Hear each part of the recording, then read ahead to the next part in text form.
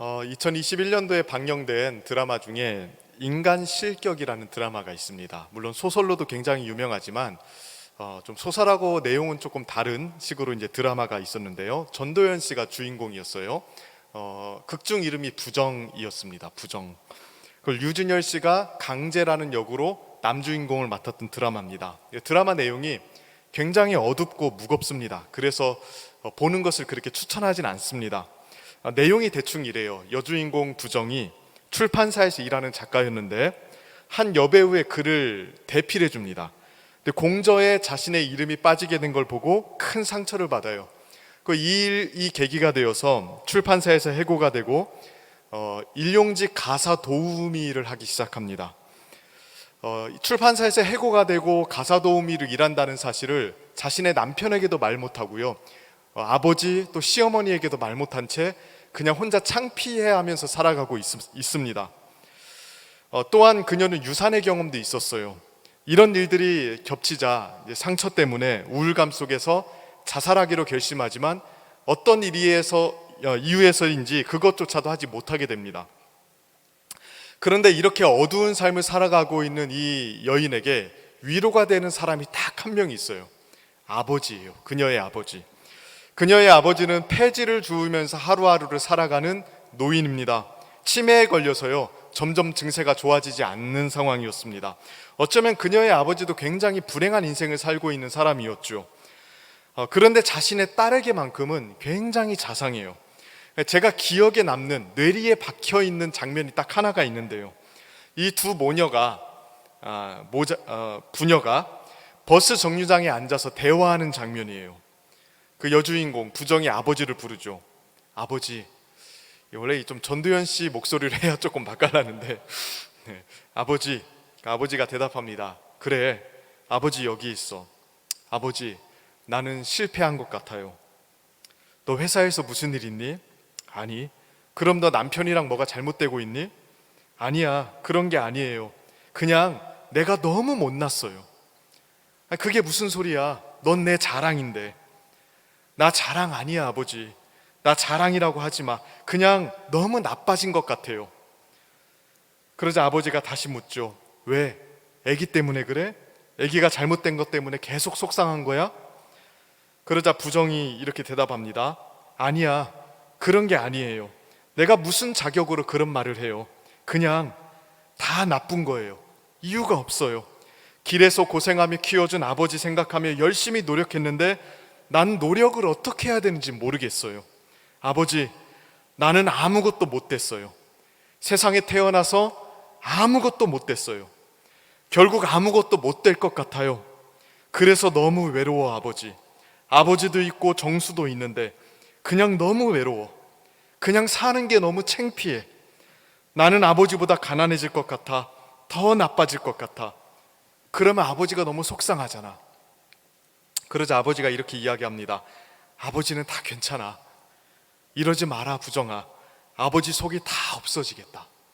그러면서 전도연 씨를 콱 안아줍니다. 인생에서 처절한 실패감을 느끼면서 아버지, 나는 아무것도 못 됐어요. 세상에 태어나서 나는 아무것도 되지 못했어요. 이렇게 말하는 부정에게 혼도 내지도 않고요, 힘내라고 쉽게 파이팅을 외치지도 않습니다. 그냥 굉장히 조심스럽고 부드럽게 자신의 딸을 다루는 모습을 보여주죠. 저는 이 설교를 준비하면서 이 드라마의 이 장면이 자꾸 오버랩이 되었습니다. 하나님께서 무너진 엘리야를 세우는 이 장면과 굉장히 닮아 있었기 때문에 그래요. 40대가 되면 나름 괜찮은 인생을 살 것이라고 기대했던 여주인공 부정이 아무것도 되지 못한 자신의 모습을 보면서 처절하게 실패감을 느낄 때 아버지가 곁에서 굉장히 조심스럽고 부드럽게 딸을 위로해 주는 것처럼 오늘 하나님께서 엘리야를 그렇게 대해 주십니다. 엘리야 역시 굉장히 처절한 실패감에 빠져 있었습니다. 정말 생명 걸고 바알 숭배와 싸웠거든요. 그런데 결국 모든 것이 원점에 있다는 사실을 깨달았을 때 아무것도 이루지 못했다는 실패감이 든 겁니다. 한 걸음도 물러서지 않고 버티고 서서 엘리야를 죽이려고 있는 이 이세벨을 보고 엘리야는 모든 것이 와르르 무너지는 것 같았을 거예요. 그래서 일주일 동안을 도망가서 브엘세바에 이르러 거기서 또 하루 정도 광야길로 들어가서 로뎀나무 아래 앉아 죽기를 원하죠. 그러니까 오죽 힘들었으면 죽고 싶다고 하나님께 기도를 하는 겁니다.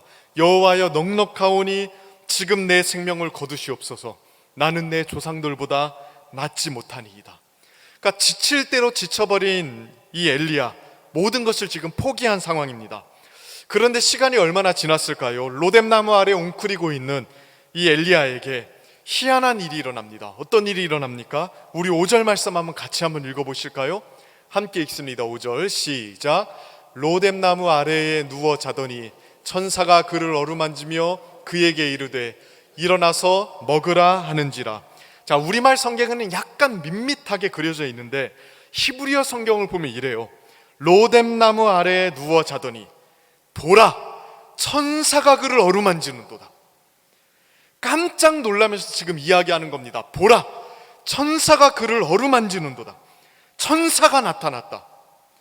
아무도 찾지 않은 빈 광야에서 자신의 생명까지 방치해버린 엘리야에게 갑자기 천사가 나타난 겁니다. 우리는 여기서 천사가 나타난 장면을 너무 무덤덤하게 읽습니다. 워낙 익숙한 장면이다 보니까 그냥 천사가 나타났나 보다 도우려고 이렇게 생각할 때가 많아요. 근데 완전히 반전인 거예요. 이세벨은 엘리야를 죽이기 위해서 죽음의 사자를 보냈잖아요. 이세벨이 보낸 죽음의 사자를 만나고 나서 엘리야는 완전히 혼비백산해서 진짜 스스로 죽어가고 있었습니다. 그런데 하나님은 누구를 보냅니까? 생명의 사자를 보낸 거예요. 아무도 자신을 찾지 못하게 도망치고 도망쳐서 유다 저 끝에 남단까지 숨어 들어간 그를 하나님께서 기어코 찾아내신 겁니다. 그래서 성경 저자가요, 깜짝 놀라면서 이야기하고 있는 거예요. 보라, 천사가 나타났다. 보라, 하나님이 엘리야를 버리지 않았다. 엘리야를 살리기 위한 조처를 하나님께서 취하기 시작하셨다. 이 반전의 은혜를 깜짝 놀라면서 지금 이야기하고 있는 겁니다. 저는 이 반전의 은혜가 우리에게도 동일하게 있는 줄로 믿습니다. 때로는 우리도 엘리야처럼 무너질 때가 참 많이 있어요. 하던 일이 잘 되지 않아서 낙심될 때도 있고요. 실컷 노력을 했는데 제자리인 것 같아서 허탈할 때도 있습니다. 직장에서나 사업장에서도 그렇죠. 난 나름 최선을 다해서 살았는데 아무것도 달라지는 게 없고 아무것도 발전이 없을 때가 있습니다. 진급은 되지 않고 사업의 활로는 뚫리지 않으며 주변 사람들이 나를 보는 평판도 별로 달라지지 않을 때가 있습니다. 교회에서도 마찬가지 아닙니까? 정말로 하나님의 역사를 기대하며 부서를 섬기고 영혼들을 섬겼는데 왠지 제자리 걸음을 하는 것 같을 때, 아무것도 달라지는 게 없고 그냥 헛된 수고를 하는 것 같을 때, 내가 왜 이런 걸 하고 있나, 이런 생각이 들 때가 있더라는 거예요. 그럴 때는 진짜로 엘리야처럼 어디론가 숨어 들어가고 싶지 않습니까? 그럴 때 어떻게 해야 됩니까? 뭘 어떻게 합니까? 솔직히 말하면 아무것도 할 수가 없습니다. 우리는 침체되어 있고 무너져 있으면 자꾸 어떻게 해야 되는가를 자꾸 물을 때가 많죠. 이렇게 하고 저렇게 하라는 조언을 받을 때도 참 많습니다. 근데 진짜 바닥까지 영혼이 눌러붙어 있으면 그런 노력 자체가 되지 않습니다. 엘리야를 보십시오. 엘리야는 지금 아무것도 못하고 있어요. 아무것도 못하고 있다고요. 그런데 반전의 은혜가 있죠. 뭐가 있습니까? 그런 우리에게 하나님이 찾아오신다는 거예요. 일어서려는 노력조차 할 수도 없는 우리에게 하나님께서 생명의 사자를 보내시고 우리를 살리기 위한 작전을 시행하신다는 겁니다. 엘리야에게 그러셨던 것처럼 세상 곳곳을 뒤져서라도 우리를 찾아내십니다. 우리에게 생명의 사자를 보내시죠. 예기치 못한 곳에서 예기치 못한 때에 우리를 만나주신다고요. 이 하나님을 소망하고 바라보셔야 돼요. 어쩌면 우리가 할 수 있는 건 이거 하나밖에 없는지도 모르겠습니다. 우리의 문제는요, 이 하나님을 바라보지 않고요, 자꾸 내 자신을 바라보는 거 아닙니까? 내가 지금 상태가 이러니 뭐 될 리가 있나? 내가 이렇게 형편이 없으니까 내가 이 모양 아닌가? 내가 조금만 더 잘하면 괜찮아질 거야. 내가 조금만 더 열심히 하면 내 상태가 나아질 거야. 우리는 늘 이렇게 나를 바라볼 때가 많아요. 그러나 내가 무엇을 해야 되고 내가 어떻게 해야 되는지를 생각하기 이전에 그 이전에 먼저 해야 될 것은요, 하나님을 바라보는 거예요. 하나님이 우리를 위해서 어떻게 행하시는지, 그분이 우리를 어떻게 포기 못하는 사랑으로 다가오시는지를 다시 한번 기억하셔야 됩니다. 거기에 우리의 소망이 있어요. 오늘 우리 가운데 낙심되고 절망되시는 분들이 있습니까? 영적으로 침체되시는 분들이 있습니까? 내 힘으로는 도저히 일으킬 수 없는 문제 앞에 봉착해 계시는 분들이 있습니까? 때로는 죄로 인해 짓눌리고 때로는 어떤 상처 때문에 짓눌리신 분들이 있습니까? 가장 첫 번째로 내 자신을 바라보시면 안 됩니다. 로이드 존스는 모든 인간의 불행은 자기 자신을 보는 데서부터 시작한다고 이야기했습니다. 시선을 하나님께로 옮기셔야 돼요. 하나님이 여러분을 찾고 계십니다. 지금도 사자를 보내실 거예요. 성경 기자가 보라, 천사다, 천사가 나타나서 엘리야를 어루만지고 있다라고 놀란 것처럼 예기치 못한 때에 예기치 못한 장소에서 하나님이 여러분을 만나주시고 살려주시고 찾아와 주실 것입니다. 그 반전의 은혜가 언제나 우리를 기다리고 있다는 것, 이 사실을 놓치지 않은 여러분들 되시기를 바랍니다. 이렇게 하나님은 엘리야에게 천사를 보내셔서 이제 엘리야를 회복시키기 시작하시죠. 그런데 이 회복시키는 장면을 조금 주목해 볼 필요가 있습니다. 하나님께서 엘리야를 치료하시는데요, 그냥 막무가내로 대충 하시는 게 아니에요. 하나님은 영적 치료의 대가 아니십니까? 진짜 대가답게 엘리야를 다루시기 시작하는데요, 기가 막힙니다. 어떤 식으로 엘리야를 회복시키는지 오늘 본문을 통해서 봤으면 좋겠는데요, 크게 세 가지 특징이 있습니다. 첫 번째로는요, 굉장히 세밀하게 대하십니다. 어떻게 대하신다고요? 세밀하게 대하십니다. 오늘 천사를 통해서 엘리야를 회복시키는 장면 하나하나를 보십시오. 일단 누워 자고 있는 엘리야를 어떻게 깨우십니까? 어루만지시죠. 너 여기서 뭐하고 있냐? 사명 감당을 했더니 여기서 이러고 있어, 이렇게 하면서 발로 탁 차버릴 수도 있었습니다. 실제로 사도행전 12절을 보면 베드로를 깨울 때 어떻게 했습니까? 주의 천사가 옆구리를 쳐서 깨웠다고 이야기해요. 자고 있으니까. 그런데 엘리야는 그렇게 깨우지 않으세요. 엘리야는 너무 지쳐 있었습니다. 그래서 어루만지시는 거예요. 그러니까 우리식으로 말하면 토닥이시는 겁니다. 그러니까 이런 행동 하나하나에 지금 엘리야를 배려하시는 하나님의 모습, 엘리야를 아주 세밀하게 대하는 하나님의 모습이 담겨 있는 것입니다. 얼마나 힘들었니? 그동안 고생 많았지. 오죽했으면 여기서 이러고 있니? 이 마음을 지금 전달하고 계시는 거예요. 그렇게 엘리야를 깨우시고 나서 이제 뭘 하십니까? 우리 5절 6절을 한번 읽어보실까요? 5절 6절 같이 한번 읽어보겠습니다. 시작. 로뎀나무 아래에 누워 자더니 천사가 그를 어루만지며 그에게 이르되 일어나서 먹으라 하는지라. 본즉 머리맡에 숯불에 구운 떡과 한 병 물이 있더라. 이에 먹고 마시고 다시 누웠더니, 자, 뭐랍니까? 엘리야를 위해서 지금 식사를 준비하세요. 엘리야를 조심스럽게 다 깨우고 나서 별 말씀을 안 하십니다. 한바탕 잔소리를 해야 될 타이밍인데 아무 소리 하지 않습니다. 너 왜 여기서 뭐하고 있냐? 그렇게 약해 빠져서 되겠냐? 네가 그러면 내 체면이 어떻게 되니? 이런 얘기를 하지 않으세요. 조심스럽게 깨워서 밥 먹으라고 이야기합니다. 우리식으로 말하면 배고프지? 밥 먹어. 밥 먹어. 그런데 더 기가 막힌 건요, 메뉴예요, 메뉴. 자, 숯불에 구운 따뜻한 떡과 한 병의 물이죠. 이게 그냥 대충 차려놓은 것 같지만 엘리야를 회복시키기 위한 고도로 고안된 재료들입니다. 자, 이 떡과 물병은요, 엘리야의 기억을 소환하는 게 있어요. 어떤 기억을 소환하는 것일까요? 엘리야의 스토리를 쭉 읽어보면 떡과 병이 나오는 장면이 있습니다. 언제입니까? 사르밧 과부를 먹이실 때, 먹을 것이 없어서 그 마지막 남은 재료 하나로 떡 하나를 만들어 먹고 아들과 굶어 죽으려고 했던 그 비참한 여인, 하나님이 어떻게 살리셨습니까? 통에 가루가 떨어지지 않게 하심으로 떡을 계속 먹을 수 있게 해주셨죠. 뿐만 아니죠, 병에 기름이 계속해서 차게 만들어 주셨습니다.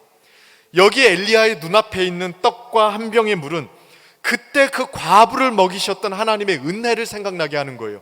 히브리어로 떡과 물이 과부에게 사용되었던 떡과 물, 병과 동일한 단어입니다. 그러니까 빈곤함 속에서 죽기를 원했던 그 과부를 하나님이 떡을 먹이시고 병의 기름을 채워주심으로 살려주지 않았습니까? 지금 엘리야에게도 그 메시지를 던지는 거예요. 죽기를 원했던 과부를 내가 살려주지 않았냐? 이제 내가 널 살릴 거야. 그때 너를 통해서 과부를 먹이지 않았니? 이제는 내가 내 생명의 천사를 통해서 너를 먹여주마. 지금 이 메시지를 던지고 계신 거예요. 하나님께서 지금 엘리야를 회복시키실 때 그냥 회복시키시는 게 아니라고요. 굉장히 디테일하고요, 세밀합니다. 엘리야가 가지고 있는 상처와 아픔과 그 피로도를 생각하시고요, 기억과 추억을 소환하심으로 엘리야에게 가장 적합한 방식으로 엘리야를 회복시키고 있는 중이신 겁니다. 이런 말이 가능할진 모르겠지만 엘리야 맞춤 회복 서비스를 제공해 주고 있는 거예요. 저는 하나님이 지금도 우리를 이렇게 대하신다고 믿습니다. 하나님은 그의 자녀들을 일률적으로 대하시는 분이 아니에요. 우리의 체질을 아신다고 했어요. 우리의 성정을 다 아신다고 하셨습니다. 그렇기 때문에 우리를 살리시고 우리를 회복시키실 때 가장 우리에게 적합한 방식으로 살리실 것입니다. 우리가 자녀를 대할 때도 그러지 않습니까? 어느 때 화를 내야 되고 어느 때 자비로워야 되는지 부모는 압니다. 누구에게는 엄격해야 되고 누구에게는 따뜻해야 되는지 부모는 기가 막히게 압니다. 왜 그렇습니까? 자녀들을 너무 잘 알거든요. 자녀들의 체질과 성향과 성품을 너무 잘 알거든요. 하나님도 마찬가지예요. 우리를 너무 잘 아세요. 그래서 우리의 상황과 처지에 맞게, 우리의 인품과 성향에 맞게, 우리의 과거의 상처와 피로도에 맞게 우리를 대하십니다. 하나님은 그 어느 누구도 싸잡아서 일률적으로 대하시는 분이 아니에요. 그렇게 우리를 세밀하게 회복시키시고 살리셔서 끝끝내 영광의 자리로 우리를 이끌어 가실 것입니다. 이 하나님을 의지하는 여러분들 되길 바랍니다. 하나님께서 가장 최선의 방법으로 우리를 다루어 가실 거예요. 우리가 아무리 독특한 상황 속에서 빠져 있어도 그 누구도 내 상황은 이해 못해. 그 어떤 사람도 내 마음은 이해 못해. 이렇게 생각할 때에도 하나님은 우리의 가장 깊은 곳을 아세요. 그래서 우리에게 가장 적합한 방식으로 우리에게 다가오시고 우리를 흔들어 깨우시고 우리를 먹이시고 회복시키실 것입니다. 이분이 우리의 목자이세요. 이 주님께 우리의 인생을 맡기시는 여러분들 되길 축복합니다. 두 번째 특징은 우리를 회복시키고자 하는 의지가 굉장히 집요하다는 겁니다. 자, 본문을 다시 보실까요? 천사가 엘리야에게 일어나서 먹으라고 했죠. 엘리야가 어떻게 합니까? 엘리야는 말이 없습니다. 굉장히 퉁명스럽습니다. 그냥 먹고 나서 아무 말도 하지 않아요. 뭐 고맙다는 말이라도 좀 해야 되는 거 아닙니까? 아니면 좀 잘 먹겠습니다, 요 정도 센스는 좀 있어야 되는데 심지어 누구시냐고 물어보지도 않습니다. 심드렁한 태도로 밥을 먹죠. 그리고 나서 아무 말 없이 다시 자빠져서 자기 시작해요. 그러니까 아직 회복할 생각이 없는 겁니다, 엘리야가. 그러자 하나님이 어떻게 하십니까? 자, 7절 말씀 같이 한번 다시 읽어보실까요? 함께 읽습니다. 시작. 여호와의 천사가 또다시 와서 어루만지며 이르되 일어나 먹으라. 엘리야가 다시 누워 자니까 거기에 대응해서 하나님께서 또 어떻게 하십니까? 또다시 와서 어루만지며 이르되. 히브리어 성경을 보면 또다시 왔다라는 말이 강조되어 있습니다. 천사가 다시 왔습니다. 그리고 또 똑같은 일을 합니다. 또 똑같이 어루만지고 또 똑같이 일어나 먹으라고 이야기합니다. 저는 이 부분이 굉장히 흥미로웠습니다. 사람의 마음이 한 번에 회복되지 않을 수 있습니다. 엘리야가 그렇지 않습니까? 천사가 나타나서 어루만지고 음식을 주었는데도 여전히 돌아 누워서 잠을 또 자버립니다. 그 침체가 너무 크면 한 번에 회복되지 않을 수도 있습니다. 그때 하나님이 어떻게 하십니까? 하나님은 우리의 강팍함보다 더 집요하신 분이에요. 또다시 찾아와서 다시 어루만지시고 다시 먹이시고 다시 회복시키시는 겁니다. 한 번에 회복이 안 되면 또다시 은혜를 베풀어 주십니다. 엘리야가 두 번째 먹고 또다시 돌아 누웠으면 하나님은 세 번째 천사를 보내셨을 거예요. 세 번, 네 번 그랬으면 네 번째 보내셨을 거예요. 엘리야가 진짜로 회복될 때까지 무한 반복하셨을 겁니다. 하나님은 우리를 회복하시는 일에 지치는 일이 없습니다. 영적 침체에서 벗어나는 것, 바닥에 늘러붙어 있는 우리의 마음이 회복되는 것, 생각보다 쉽지 않을 수도 있습니다. 어떤 경우에는 한번 진하게 은혜를 받고 툭툭 털고 일어나기도 합니다. 그런데 어떤 경우에는 그렇지 않거든요. 은혜의 자리에 나오는 것 자체가 어려운 경우도 있고요. 또 은혜 받는다고 해서 단번에 침체를 털어버리고 일어나지 못하는 경우도 있습니다. 그래서 영적 침체가 수개월, 심지어는 수년 동안 장기화되는 사람들도 저는 많이 봤습니다. 그런데 엘리야를 대하신 하나님을 볼 때 우리에게 소망이 있지 않습니까? 하나님은 그 우리의 질긴 죄성, 그 우리의 강팍한 고집을 너무 잘 아세요.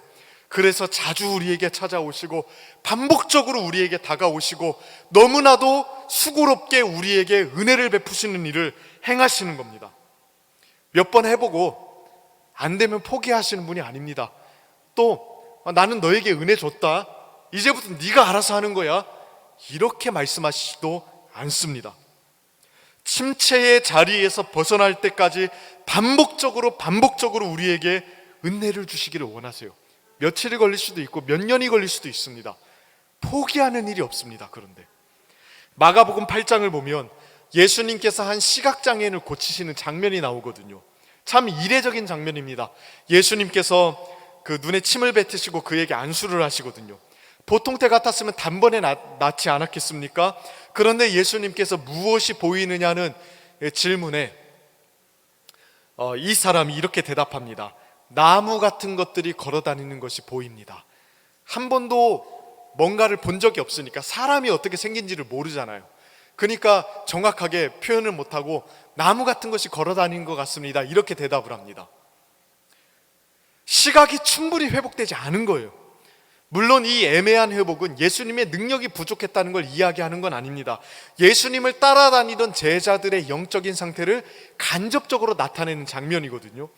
제자들은 예수님을 늘 따라다니고 예수님을 보기는 보았지만 예수님을 명확하게는 보지 못했어요. 그래서 예수님께서 십자가에 죽으신다고 베드로에게 이야기했을 때 주는 그리스도시요 하나님의 아들이라고 베드로가 멋지게 고백하고 나서 어떻게 합니까? 예수님을 가로막고 주여 그런 일이 주님께 일어나서는 안 됩니다라고 이야기합니다. 그러니까 하나님의 일을 생각하지 않고 사람의 일을 생각하면서 제자들은 예수님을 바라보고 있었거든요. 그러니까 제자들의 시각이 흐리다는 것을 그 시각장애인의 치유를 통해서 간접적으로 빗대어서 보여준 겁니다. 근데 이렇게 단번에 치료가 되지 않자 예수님이 어떻게 하십니까? 마가복음 10장 25절을 보면 이렇게 이야기합니다. 이에 그 눈에 다시 안수하시매 그가 주목하여 보더니 나아서 모든 것을 밝히 보는지라. 예수님의 처방 방법은 너무 단순해요. 또다시 안수하는 거예요. 모든 것을 밝히 볼 수 있도록 다시 한번 그 눈에 손을 대고 기도해 주셨습니다. 영적으로 흐릿해서 예수님을 제대로 보지 못했던 제자들을 그렇게 대해주지 않았습니까? 얼마나 오랫동안 예수님이 참아주셨어요. 얼마나 자주자주 제자들에게 가르쳐 주셨습니까? 그리고 마침내는 성령을 보내주셔서 제자들의 시야를 열어주셨습니다. 엘리야에게도 제자들에게도 심지어 우리들에게도 하나님은 그렇게 대해 주십니다. 우리가 주님을 완전하게 볼 때까지, 우리가 침체의 자리를 털어버리고 다시 완전히 일어날 때까지 하나님은 포기하지 않습니다. 집요하게 우리를 계속해서 찾아오셔서 은혜를 주실 것입니다. 그러므로 낙심하지 마십시오. 자신의 신앙 상태가 침체돼서 걱정하는 사람들이 있습니다. 야, 이러다 구원이 없어지는 거 아닌가? 이러다 진짜 불신앙에 빠져서 영영 하나님으로부터 멀어지는 거 아닌가? 염려하며 근심하는 분들이 있을지 모릅니다. 내가 이 모양 이 꼴인데 이 모양으로 하나님께 나아가면 하나님이 받아주실까? 걱정하지 마십시오. 오늘 은혜 받지 못했다면 다음 주에 또 오시면 됩니다. 오늘 기도의 자리에 주님을 만나지 못해서 마음이 강팍해졌다면 내일 또 기도하시면 됩니다. 그러면 주님은 우리에게 또 찾아와 주셔서 우리를 회복시켜 주실 것입니다. 이 집요한 은혜를 의지하는 여러분들 되길 바랍니다. 마지막 세 번째 특징은요, 사명을 향해서 회복시키신다는 거예요. 무엇을 향해서요? 사명을 향해서. 자, 두 번에 걸쳐서 하나님은 천사를 통해서 엘리야를 회복시키시죠. 근데 이 두 번을 좀 비교해 볼 필요가 있습니다. 살짝 다른 점이 있거든요. 첫 번째 천사를 통해서 말씀하신 것과 두 번째 천사를 통해서 말씀하신 것이 살짝 다릅니다. 두 번째 말씀하셨을 때 첨가된 내용이 하나 있어요. 자, 19장 7절 말씀 같이 한번 읽어보실까요? 자, 함께 읽습니다. 시작. 여호와의 천사가 또다시 와서 어루만지며 이르되 일어나 먹으라, 내가 갈 길을 다 가지 못할까 하노라 하는지라. 자, 뭐가 첨가되어 있습니까? 네, 일어나 먹으라까지는 똑같죠. 근데 내가 갈 길을 다 가지 못할까 하노라, 이 말이 첨가되어 있습니다. 그러니까 회복을 주시면서 무슨 말을 덧붙여요? 네가 아직 할 일이 남았다. 다시 말하면 회복을 시키시는데 엘리야가 가야 되는 사명의 자리를 다시 한번 일깨우는 일을 하신 겁니다. 하나님의 회복에는 사명이 담겨 있는 거예요. 사명의 자리로 회복시키시는 겁니다. 그냥 힘드니까 남은 인생 편하고 즐겁게 하기 위해서 회복을 주시는 게 아닙니다. 다시 가야 될 길을 가도록 만들기 위해서 사명 회복을 주시는 거라고요. 우리가 이걸 기억해야 됩니다. 하나님이 우리에게 주시는 은혜 안에는 언제나 사명이 담겨 있습니다. 그저 행복하고 기분 좋게 살으라고 우리에게 은혜를 주시는 것이 아닙니다. 하나님이 주시는 은혜에는 언제나 사명이 담겨 있습니다. 은혜를 통한 회복에는 언제나 우리가 살아야 될 삶과 해야 될 일이 담겨 있는 거예요. 이걸 기억하셔야 됩니다.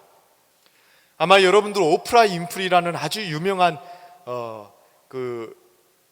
여인을 아실 겁니다. 세계에서 영향력 있는 여인 100명 중에 꼽히기도 했던 사람입니다. 그녀는 참 불행한 인생을 살았던 여인이었죠. 사생아로 태어나서 9살에 성폭행을 당했고요, 14살에 출산을 해서 미혼모가 되었습니다. 근데 그녀가 낳은 아이도 2주 만에 죽었어요. 그 충격으로 가출한 이후에 마약을 복용하기 시작합니다. 지옥 같은 시절을 보내죠.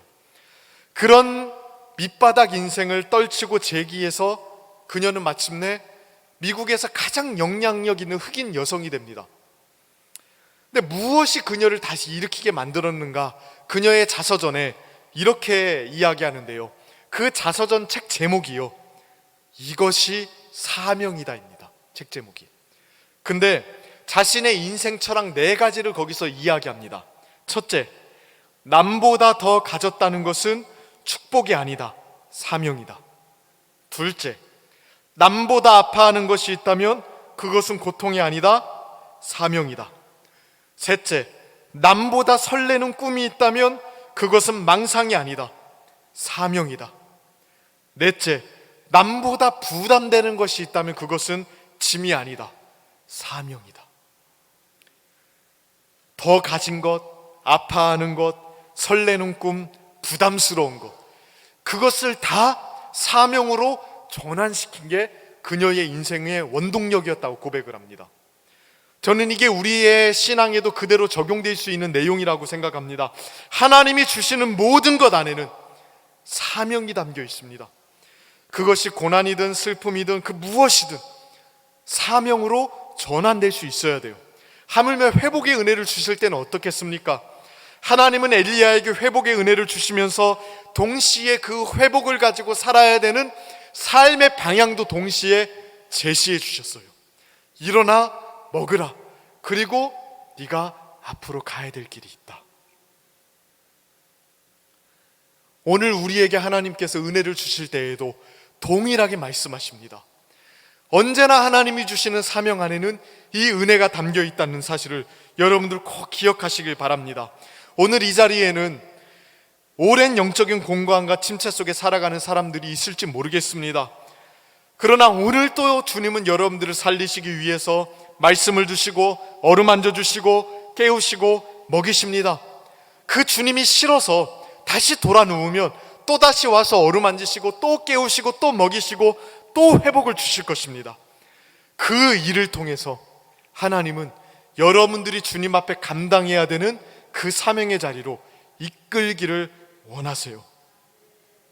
단순히 은혜 받고 평안히 사는 것, 나태하게 사는 것, 누구도 귀찮게 하지 않는, 아무도 날 건들지 않는 그 편안한 삶으로 이끄는 게 주님의 목적이 아닙니다. 주님이 생각하시는 가장 영광스러운 신자의 모습은요, 사명을 감당하는 거예요. 퍼져 있는 게 아니에요. 그냥 평안하게 무의도식하며 살아가는 게 아닙니다. 주님이 생각하는 가장 영광스러운 신자의 모습은 생동감 있는 능력을 가지고 하나님의 일을 감당하는 겁니다. 그래서 사명의 자리로 이끄기를 원하시는 거예요. 생각해 보세요.